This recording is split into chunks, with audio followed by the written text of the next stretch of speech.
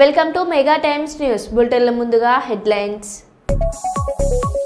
ఘనంగా పీసీసీ అధ్యక్షురాలు వైఎస్ షర్మిలారెడ్డి జన్మదిన వేడుకలు. రాష్ట్రపతి ద్రౌపది ముర్ము జీవితం మనకు ఆదర్శం సీఎం చంద్రబాబు.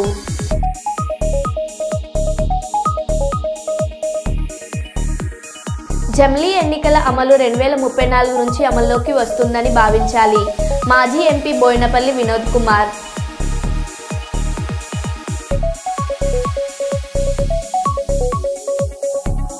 బెల్ట్ షాపులు క్లోజ్ చేయించిన టీడీపీ ఎమ్మెల్యే కోలికపూడి శ్రీనివాసరావు.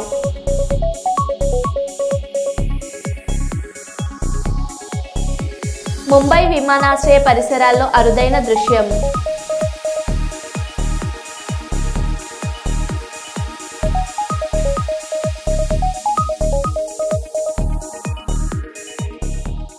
ఇక వివరాల్లోకి వెళ్తే, జర్నలిస్టుల పిల్లలకు ప్రైవేట్ కార్పొరేటర్ ఎయిడెడ్ స్కూల్స్లో 50% ఫీజు రాయితీ కల్పిస్తూ ఆదేశాలు జారీ చేసిన సందర్భంగా Andhra Pradesh union of working journalist ఆధ్వర్యంలో జిల్లా కలెక్టర్ రంజిత్ భాషాను, డీఈఓ శ్యామ్ పాల్ను కలిసి కృతజ్ఞతలు తెలియజేయడం జరిగింది. అలాగే ఈ సందర్భంగా జిల్లాలలో ఇంటి స్థలాలు లేని జర్నలిస్టులకు ఇళ్ల స్థలాలు త్వరగా ఇచ్చే విధంగా చూడాలని కోరడం జరిగింది. ప్రభుత్వం దృష్టికి తీసుకెళ్లి సాధ్యమైనంత త్వరగా ఇళ్ల స్థలాలు ఇచ్చేందుకు ఇస్తామని సానుకూలంగా చెప్పడం జరిగింది. కలెక్టర్ డీఈఓను కలిసిన వారిలో ఐజేయు జాతీయ సమితి సభ్యులు G Kondappa, K Nagaraju, APWJ జిల్లా అధ్యక్ష ప్రధాన కార్యదర్శులు EN Raju, K Srinivasa Goud, Andhra Jyothi desk incharge Naveen, AP electronic media association జిల్లా నాయకులు మధుసూదన గౌడ్, హుసేన్, జిల్లా ఉపాధ్యక్షుడు దస్తగిరి, సహాయ కార్యదర్శి అవినాష్, జిల్లా కార్యవర్గ సభ్యుడు Chiranjeevi, Madhu, sub editors Manohar, video journalist Suri, photo journalist Rafi తదితరులు పాల్గొన్నారు. హైడ్రా కూల్చివేతలపై కమిషనర్ రంగనాథ్ కీలక వ్యాఖ్యలు. హైడ్రా ఏర్పడ్డాక ముందు ఉన్న నిర్మాణాల జోలికి వెళ్ళం. జూలై తర్వాత చేపట్టిన అక్రమ నిర్మాణాలను కూల్చివేస్తాం. ఎలాంటి అనుమతులు లేకుండా నిర్మిస్తున్న వాటి కూల్చివేతలు తప్పదు. కొత్తగా తీసుకున్న అనుమతులను హైడ్రా పరిశీలిస్తుంది. కమిషనర్ రంగనాథ్ గతంలో అంటే ఇంతకుముందు ఆల్రెడీ కట్టినటువంటి ఇల్లు ఏవైనా ఉన్నా వాటిల్ని ఎటువంటి పరిస్థితుల్లో హైడ్రా టచ్ చేయదు. కానీ ఇక మీద అంటే హైడ్రా ఫామ్ అయింది జూలైలో. ఆ తర్వాత గనక ఏమైనా స్ట్రక్చర్స్ వస్తుంటే గనక వాటిల్ని ఖచ్చితంగా డిమాలిష్ చేయడం జరుగుతుంది. చెరువు ఎఫ్టీఎల్లోకి వచ్చి కడుతున్నటువంటి కానీ ఇప్పుడు ఏదైతే గనక ఆల్రెడీ పర్మిషన్ లేకుండా ఉన్న వాటి గతంలో పర్మిషన్ తీసుకుని ఏమన్నా పాత డేట్స్ తోటి కడుతుంటే గనక ఓకే, దట్ ఈస్ యాక్సెప్టెడ్. కానీ బట్ ఇప్పుడు పర్మిషన్ లేకుండా వచ్చేటువంటి అంటే ఇక్కడ పర్మిషన్స్ కూడా ఇక మీద అంటే హైడ్రా ఫార్మేషన్ తర్వాత వచ్చే పర్మిషన్స్ కూడా అది వస్తే కూడా దాని మీద కూడా మేము చెక్ చేస్తాం. అటువంటి పర్మిషన్స్ కూడా న్యాచురల్ గా ప్రభుత్వం కూడా స్పష్టం చేసింది. పాత పర్మిషన్స్ ఉన్న వాటిని ఆనర్ చేస్తాం, కానీ కొత్తగా పర్మిషన్స్ ఎక్కడ కూడా అది యాక్సెప్ట్ చేయమని చెప్పేసి. సో ప్రభుత్వ పాలసీకి అనుగుణంగా ఈ చెరువులను కాపాడే దీంట్లో మేము డెఫినెట్ గా ఎఫ్టీఎల్ అట్లానే ఎంక్రోచ్మెంట్స్ కాపాడే దిశగా హైడ్రా పనిచేస్తుంది. అండ్ దీంట్లో ముఖ్యంగా ఈ ఎవరైతే పేదవాళ్ళు ఉన్నారో లేకపోతే చిన్నవాళ్ళందరూ కూడా ఆక్యుపై చేస్తున్నారో వాళ్ళని ఎటువంటి పరిస్థితుల్లో డిస్టర్బ్ చేయడం కూడా వాళ్ళకి చెప్పడం జరిగింది. సో దీంట్లో ఎవడన్నా వచ్చి రేపు తప్పుడు ప్రచారం చేసి మీ ఇల్లులంతా కూడా కూలుస్తారంటే దయచేసి నమ్మొద్దని కూడా నేను చెప్తున్నాను. ఆల్రెడీ మీరు ఎప్పుడో కట్టుకునే ఇల్లులు అవి అనాథరైజ్ అయినా పర్మిషన్ ఉన్నా పర్మిషన్ లేకున్నా కానీ వాటిని కూలగొట్టదన్నమాట. సంధ్య థియేటర్ వద్ద తొక్కిసలాటలో శ్రీతేజకు బ్రెయిన్ డ్యామేజ్ అయ్యింది. రికవరీకి సమయం పడుతుందని డాక్టర్లు చెప్పారు. ఈ రోజు ప్రభుత్వం తరపున నేను హెల్త్ సెక్రటరీ శ్రీతేజ ఆరోగ్య పరిస్థితిని తెలుసుకున్నాం. సంధ్య థియేటర్ వద్ద తొక్కిసలాట ఘటన జరిగిన 2 వారాలు అవుతుంది. త్వరలో శ్రీతేజ ఆరోగ్యంపై వైద్యులు బులెటిన్ విడుదల చేశారు. సిపి ఆనంద్ తరఫున నేను హెల్త్ సెక్రటరీ కృష్ణ గారు ఇక్కడ ఇచ్చేసాము. ఒక 2 వారాల నుండి కిమ్స్ ట్రీట్మెంట్లో ఉన్న 9 సంవత్సరాల బాబు శ్రీతేజ్ ఆయన ఆరోగ్య పరిస్థితి ఏంటి, ఇంకా ముందు వచ్చే రోజుల్లో దాని గురించి ఏమేమి చర్యలు తీసుకోవాలో గురించి డాక్టర్స్ని అడిగి తెలుసుకున్నాము. సో దాని బులెటిన్ ఎగ్జాక్ట్ కండిషన్ ఏంటో డాక్టర్స్ తర్వాత బులెటిన్ లాగా ఇస్తారు. ముఖ్యంగా ఆ రోజు జరిగిన తొక్కిసలాట్లో శ్రీతేజ్కి బ్రెయిన్ డ్యామేజ్ జరిగింది. ఆక్సిజన్ అందక హైపోక్సియా బ్రెయిన్ డ్యామేజ్ అంటారు, అది జరిగింది. సో దాని నుండి రికవరీ కావడానికి సమయం పడుతుందని డాక్టర్స్ తెలియజేయడం జరిగింది. ఇప్పుడే ఆక్సిజన్ సపోర్ట్, వెంటిలేటర్ సపోర్ట్తో పని ట్రీట్మెంట్ ఇదంతా చేస్తూ ఉన్నారు. ఈ ట్రీట్మెంట్ కొద్దిగా సుదీర్ఘంగా సాగే అవకాశం ఉంది. టెక్నికల్ ఆస్పెక్ట్స్ ఏదైతే ఉన్నాయో అవి తొందరలో డాక్టర్స్ టీం ఒకటి రివ్యూ చేసి ఒక బులెటిన్ లాగా వాళ్ళు ఇష్యూ చేస్తారు. ఇప్పుడు కృష్ణ గారు మాట్లాడారు. ఈనాటి patient Sriteja health situation check చేయడానికి వచ్చాము. దానికి ఏదైనా ఆయన ట్రీట్మెంట్ ఇప్పుడు అవుతుంది. ఇక్కడ మన కిమ్స్ హాస్పిటల్లో తీసుకొచ్చారు. ఇక్కడే మంచిగా డాక్టర్స్ అందరూ చూస్తున్నారు. ఆయన ట్రీట్మెంట్కి ఏదైనా సహకారం ప్రభుత్వం తరఫున అవసరం ఉంది, తప్పనిసరిగా మేము ఫాలోఅప్ చేసుకుంటూ ఉన్నాము. అది రెగ్యులర్గా డైలీ బులెటిన్స్ ఇష్యూ చేయడానికి హాస్పిటల్ మేనేజ్మెంట్కి మేము ఇన్స్ట్రక్ట్ చేసాము. దీని విధంగా మేము రెగ్యులర్గా ఫాలోఅప్ చేసుకుంటూ we hope this condition improves. Thank you. Ayani, that is not the issue. Just explain in English. English, also. yeah. You don't want to give the bites. Yeah. It is okay. Yeah.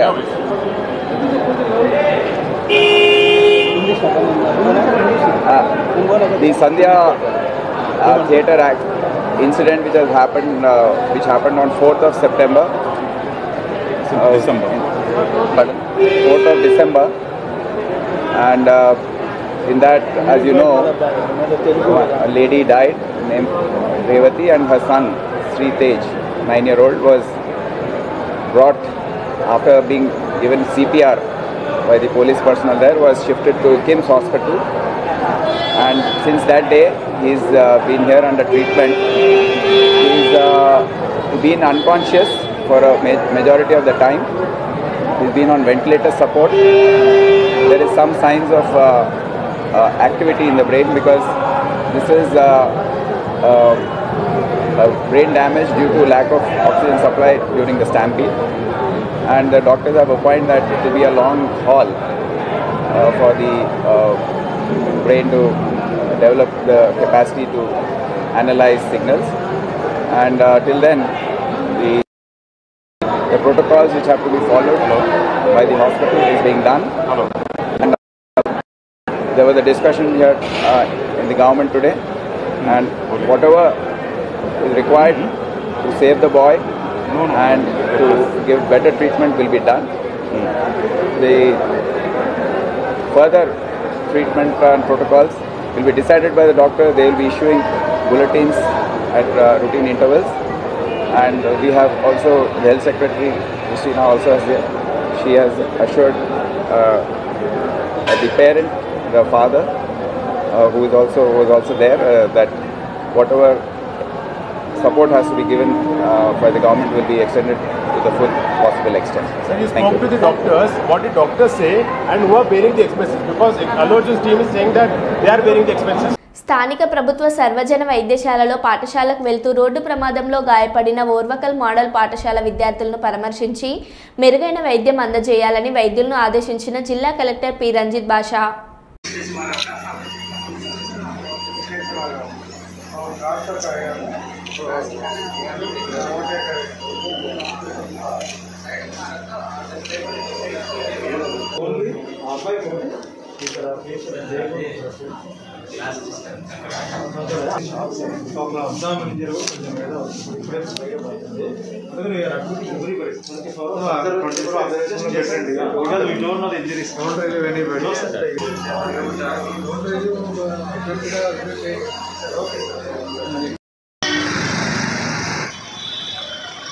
Mumbai విమానాశ్రయ పరిసరాల్లో అరుదైన దృశ్యం. Air India రంగులతో కూడిన bar Boeing 747 takeoff అయింది. అయ్యాక దాని ఎడమవైపుకు ఆపై కుడివైపుకు వంగి ఆకాశంలోకి ఎగిరే ముందు జంబో జెట్ వింగ్ వేవ్ చేసింది.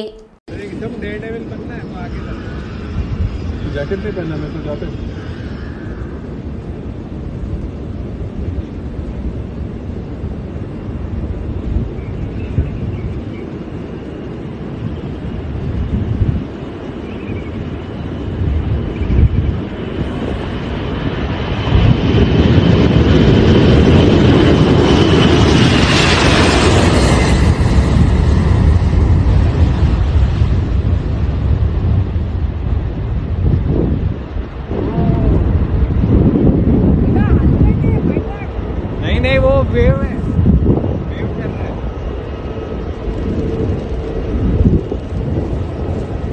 That is a goodbye wave.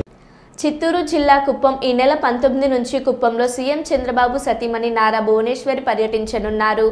RTC vice chairman Muniratnam, Kuppam municipal అధ్యక్షుడు రాజ్ కుమార్ కుప్పం తెలుగుదేశం పార్టీ కార్యాలయంలో ఏర్పాటు చేసిన మీడియా సమావేశంలో ఆయన మాట్లాడారు. నారా భువనేశ్వరి పర్యటన విజయవంతం చేయాలి. ఈ నెల 19న కుప్పం నియోజకవర్గానికి నారా భువనేశ్వరి చేరుకుంటారు. ఎన్నికల ముందు ఇచ్చిన హామీ మేరకు కుప్పం నియోజకవర్గంలో 3 నెలలకు ఒకసారి నారా భువనేశ్వర్ పర్యటిస్తున్నారు. రాష్ట్రంలో పేదరికం లేని సమాజమే లక్ష్యంగా సీఎం చంద్రబాబు కృషి చేస్తున్నారు. 4 రోజుల పాటు కుప్పం నియోజకవర్గంలో నారా భువనేశ్వరి పర్యటన, మహిళలతో ముఖాముఖి కార్యక్రమంలో నారా భువనేశ్వరి పాల్గొంటారు. ఇది 3వ రోజు కార్యక్రమం. చివరిగా 4వ రోజు గ్రీవెన్సెస్ అయిన తర్వాత ఉదయం 9-10 వరకు గ్రీవెన్సెస్ తీసుకుంటూ తర్వాత చెల్లిగానిపల్లి గ్రామంలో మహిళలతో మాట్లాడతారు. తర్వాత వీకోట మండలంలో ఎన్టీఆర్ సుజల ప్లాంట్కి సంబంధించినటువంటి దాన్ని ఇనాగ్రేషన్ చేసి మళ్ళీ ఎయిర్పోర్ట్కి వెళ్ళిపోయే కార్యక్రమం పెట్టారు. సో ఈ ముఖ్యంగా మహిళల్ని చైతన్యపరిచి పేదరికం లేని సమాజమే ఈరోజు గౌరవ ముఖ్యమంత్రి గారు పదే చెప్తున్నారు. కాబట్టి ఆర్థిక స్వావలంబనం చేసుకోవడంలో మహిళల్ని ఏ విధంగా ముందుకు తీసుకురావాలనేది మేడం గారి ప్రధాన ధ్యేయంగా ఈరోజు ఉంది. ఎన్టీఆర్ మెమోరియస్కి సంబంధించి coaching centre NTR memorial trust ఆ శిక్షణ ఇంకా కూడా మెరుగ్గా జరిగే విధంగా దానికి సంబంధించినటువంటి శిక్షకులందరికీ కూడా సూచనలు ఇస్తూ అందరినీ ఉత్తేజపరచడానికి కోసం కార్యక్రమం ఒకటి. అదేవిధంగా నైపుణ్యాభివృద్ధి సంస్థ ఆల్రెడీ కూడా ఒక కార్యక్రమాన్ని ఏర్పాటు చేశాం.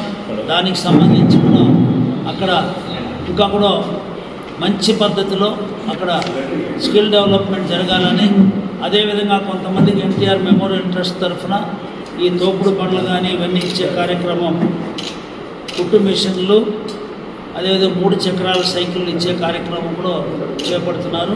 మొదటి రోజు ప్రోగ్రాంలో ఇవన్నీ కూడా మనకు క్లియర్గా మనం ఇచ్చాం.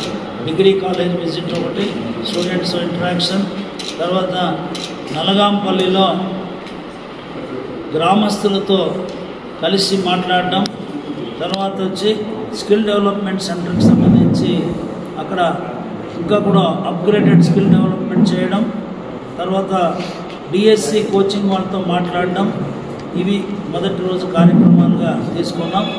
సాయంత్రం పూట ఇంపార్టెంట్ ముఖ్య నాయకులతో కూడా కలిసి మాట్లాడడం.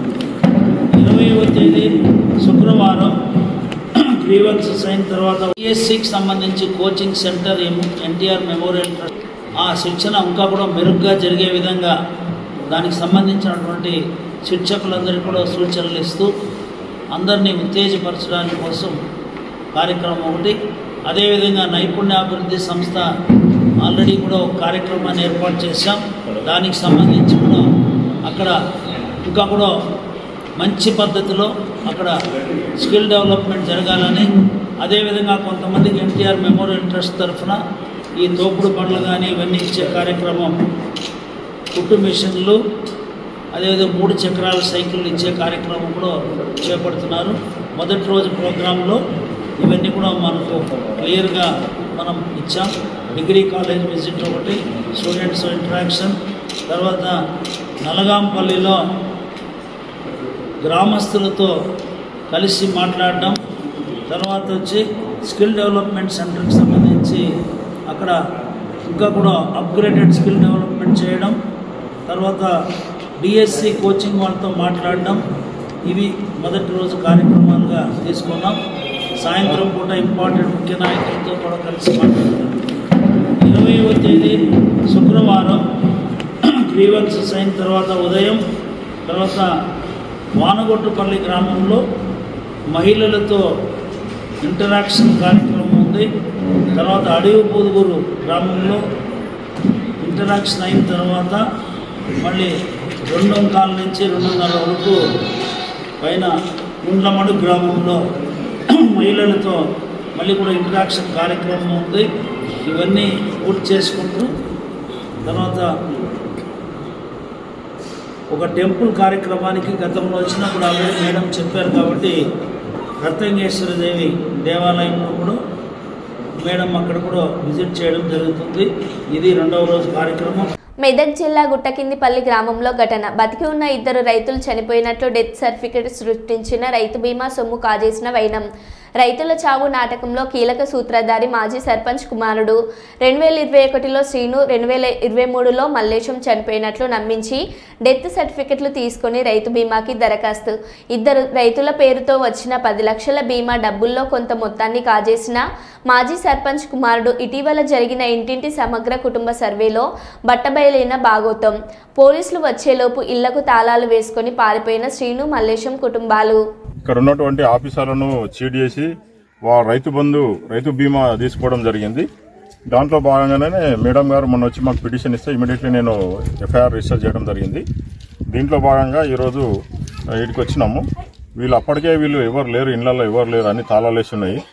వాళ్ళను చట్టరీత్యా ఖచ్చితంగా మేము పోలీసు వాళ్ళని చేసి పట్టుకుని ఖచ్చితంగా రిమాండ్ చేస్తాము. ఇలా ఎవరికి పబ్లిక్ అందరూ స్వచ్ఛందంగా మాకు సహకరిస్తున్నందుకు చాలా సంతోషం. మేము పై ఆఫీసర్ నోటీసులో పెట్టి ఇంకా ఏదైనా ఫర్దర్ ఇన్వెస్టిగేషన్ ఎవరైనా ప్రోద్బలంతో కానీ ఎవరైనా ఇంకేమైనా వాళ్ళు ఎవరెవరు ఇన్వెస్టిగేషన్ ఎట్లా ఉంటే అట్లా దాని ప్రకారం చేసి వాళ్ళందరినీ ఖచ్చితంగా రిమాండ్ చేస్తాము, చట్టరీత్యా చర్య తీసుకుంటామని చెప్పేసి తెలియదు. రాష్ట్రపతి ద్రౌపది ముర్ము జీవితం మనకు ఆదర్శం. సీఎం చంద్రబాబు. ద్రౌపది ముర్ము సామాన్య గిరిజన కుటుంబంలో పుట్టి టీచర్ నుంచి రాష్ట్రపతి వరకు వచ్చారు. క్రమశిక్షణ, కష్టపడే తత్వం ఉంటే ఏమైనా సాధించవచ్చు. Chandrababu. First of all, I want to congratulate all of you. Today, ceremony is yours. I have seen students, meritorious students, competing each other. This convocation is recognizing your talents. In this background, I want to tell only one thing. All of us has to take as a model for all our inspiration, none other than Her Excellency President of India. She was born as an ordinary woman. Now she has achieved extraordinary excellence. If we can go through her history, one small family, that to tribal family in a remote village, with dedication, with hard work, she rose to the President of India position, first citizen of India position. That is her achievement during our lifetime. She started as a teacher, then assistant professor, then irrigation department one junior assistant, then in Raipur one counselor. First academic service, then she entered into political service as counselor, then chairperson, then minister, then governor, then President of India. What else? All of us should have. This is the best example. Even we are all born in a small way. With practice, with hard work, we can achieve anything in the world. That is where she has shown the way for all of us. Andhra Pradesh Guntur జిల్లా Nakirikallu double murder మిస్టరీని పోలీసులు ఛేదించారు. తండ్రి సంపాదించిన ఆస్తి కోసం అన్నదమ్ములను సోదరే చంపేసినట్లు పోలీసులు వెల్లడించారు. చనిపోయిన తండ్రికి 70 లక్షలకు పైగా ఆస్తి ఉంది. ఈ ఆస్తి వ్యవహారంలో అన్నదమ్ముల సోదరి మధ్య వివాదం కొనసాగుతోంది. దాంతో చెల్లెలు కృష్ణవేణిని చంపేయాలని గోపికృష్ణ, రామకృష్ణ ప్లాన్ చేశారు. ఈ విషయం తెలుసుకున్న కృష్ణవేణి 2 మైనర్ల సాయంతో అన్నదమ్ములను చంపేసింది. ఈరోజు ఈ నకరికల్లు పోలీస్ స్టేషన్ పరిధిలో ఒక సెన్సేషనల్ మర్డర్ జరిగింది. దీనికి సంబంధించి అంటే డబుల్ మర్డరు. అయితే ఇది ఒక అక్క అంటే సొంత అక్కే అన్నని తమ్ముడిని చంపడం జరిగింది. అక్యూజ్డ్ అండ్ డిసీజ్డ్ యొక్క నాన్న టీచర్గా పనిచేస్తూ రీసెంట్గా జనవరిలో చనిపోవడం జరిగింది.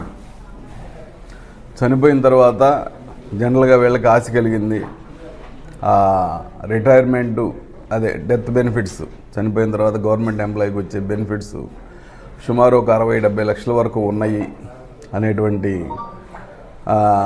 ఆలోచన వాళ్ళకి వచ్చి దాని మీద ఒకరికొకరు డిస్కస్ చేసుకొని పంచుకుందాం అని అడిగే క్రమంలో ఈ అమ్మాయి నాకు కూడా ఇవ్వండి షేరు, ఈ అమ్మాయి కూడా భర్త వదిలేసి ఉంది, సో నాకు ఇవ్వమని అన్న క్రమంలో ఈ అమ్మాయికి మేమేమో నీకు ఇచ్చే సమస్య లేదు, నీకెందుకు ఇస్తాము, మేమిద్దరమే పంచుకుంటాం అన్న క్రమంలో గొడవలు స్టార్ట్ అయ్యి చివరికి వీళ్ళు ఒకరికొకరు ఈ అమ్మాయిని వాళ్ళిద్దరు కలిసి చంపడానికి ప్రయత్నాలు జరిగే క్రమంలో ఈ అమ్మాయికి ఆ విషయం మళ్ళీ వాళ్ళ తమ్ముడే బై నేమ్ దుర్గా, అతను అక్క నిన్ను ఎలాగైనా వేసేస్తాము అన్న, నేను కలిసి వేయాలనుకుంటున్నామని ఒకరోజు మందు దాగి చెప్పిన దాని మీద ఈ అమ్మాయికి ఆలోచన కలిగి ఈ అమ్మాయి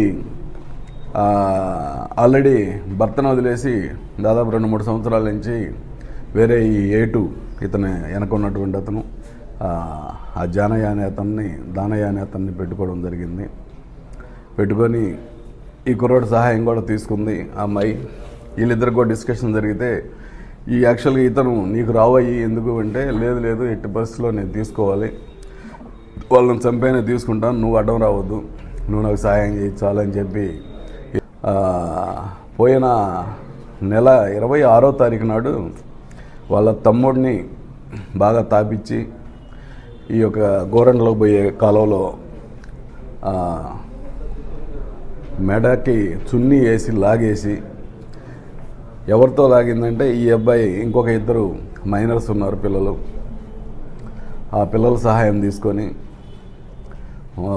చెరువు పక్క గట్టిగా లాగేసి చంపేసిన తర్వాత ఎలా తీసుకెళ్ళాలి అంటే ఆ కాలువలో వేయడానికి వీళ్ళు చంపిన దానికి 1 కిలోమీటర్ 2 కిలోమీటర్ల దూరం ఉంది, ఎలా తీసుకెళ్ళాలనే దాని మీద ఈ అమ్మాయి ఉంచుకున్నటువంటి వ్యక్తి దానయ్య బండి ఉంది మోటార్ సైకిల్, దానయ్యకి ఫోన్ చేసి దానయ్య మోటార్ సైకిల్ కావాలంటే నీకు ఈ టైంలో అవసరమా అంటే పంపియానంటే అతను తీసుకొచ్చి బండి ఇచ్చి బండి మీద తీసుకెళ్ళి కాలువలో పడేసి అతనికి డబ్బులు ఇచ్చేసి 500కి 1000 ఇచ్చి ఫుల్ బాటిల్ తెప్పించి వాటిల్లో ఈ సమ్ మెడిసిన్ కలిపేసి నిద్ర మాత్రలు లాంటి బాగా తాపిచ్చేసి పండబెట్టేసి మరలా ఇంకొక 2 సహాయం, ఇంకొక 2 మైనర్ పిల్లలే వాళ్ళు కూడా, వాళ్ళ ఆ 2 పిల్లల సహాయం తీసుకొని అక్కడ ఈ కాలనీలో ఒక తాడుతోటి లాగారు ముందు ఇతన్ని కానిస్టేబుల్ని, ఆ మెడ సరిగా అది తెగిపోయిందంట,